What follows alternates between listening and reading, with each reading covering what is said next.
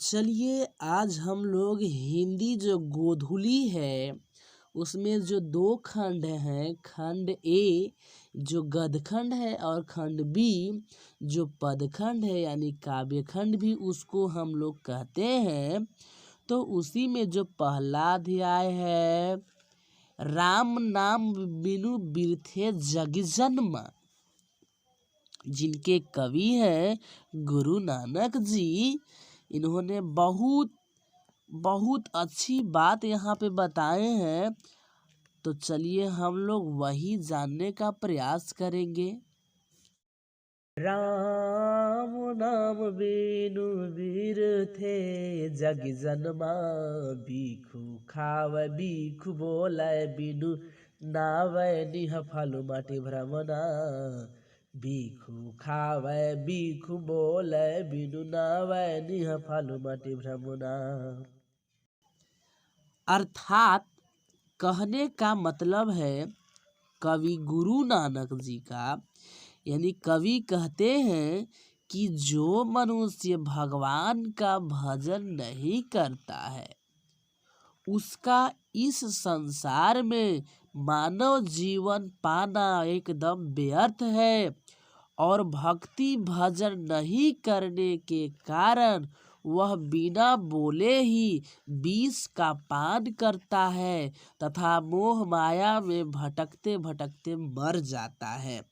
कहने का मतलब है यहाँ ये कि लोग क्या करते हैं, कवि कहे हैं कि देखिए यदि आप मनुष्य घर में जन्म लिए हैं तो भगवान की भक्ति को आपको जरूर करना चाहिए। ऐसा नहीं करने से आपका जो जीवन है व्यर्थ माना जाएगा, क्योंकि जानवर भी जन्म लेता है और मनुष्य भी। तो मनुष्य इसीलिए मतलब बहुत बढ़िया प्राणी में आता है क्योंकि वो भगवान की भक्ति करता है और जानवर नहीं कर पाते हैं।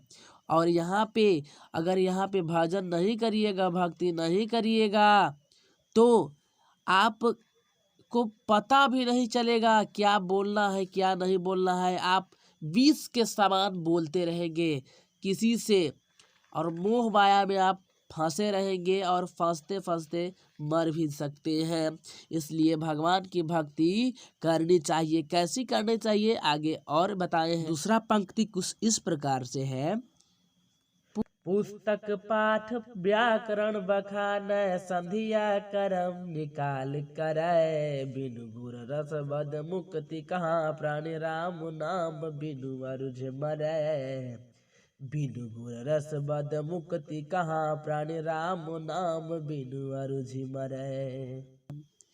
अर्थात कहने का मतलब है कवि गुरु नानक जी कहते हैं कि शास्त्र पुराण की चर्चा किए बिना सुबह शाम एवं दोपहर तीनों समय संध्या वंदन किए बिना, भगवान का भजन किए बिना व्यक्ति को इस संसार से मुक्ति नहीं मिल सकती है और प्राणी संसारिक माया जाल में उलझकर रह जाता है।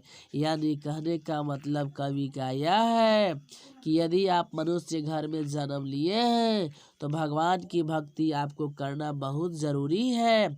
और भक्ति किस प्रकार से करना चाहिए, ये नहीं कि मन में राम बगल में छुरी और मौका मिलेगा तो काटेंगे मूड़ी, ऐसा बात यहाँ पे नहीं करना है।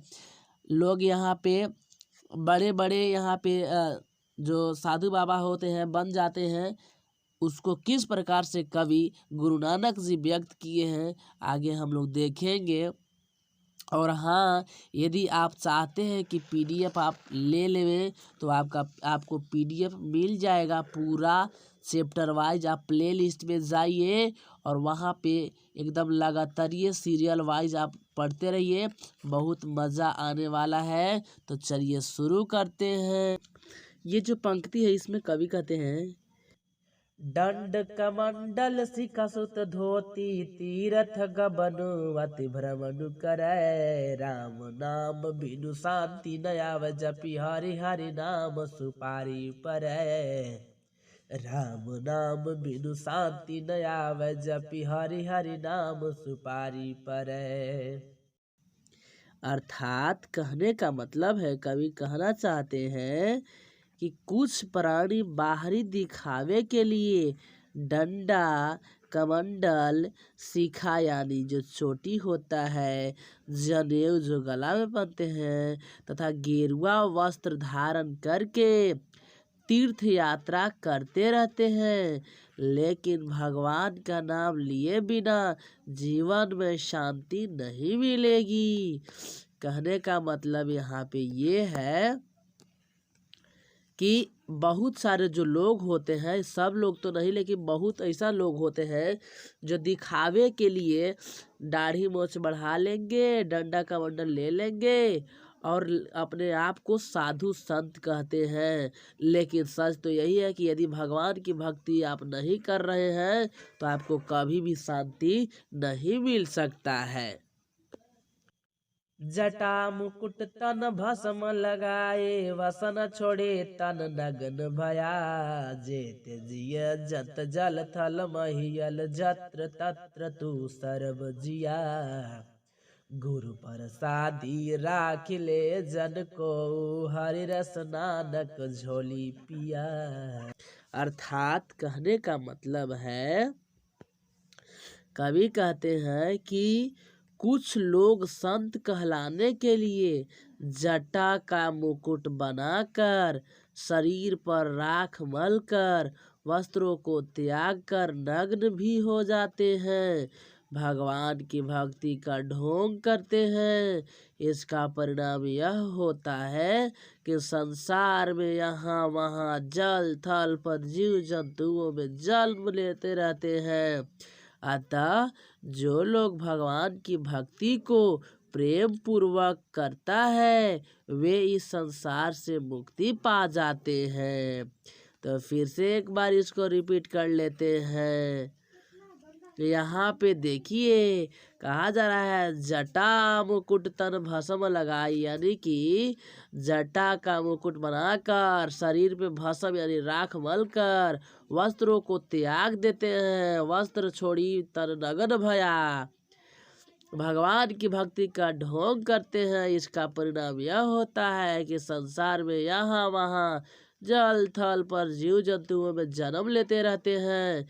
इसलिए कवि कहते हैं कि जो लोग भगवान की भक्ति को प्रेम पूर्वक करता है वे इस संसार से मुक्ति पा जाते हैं।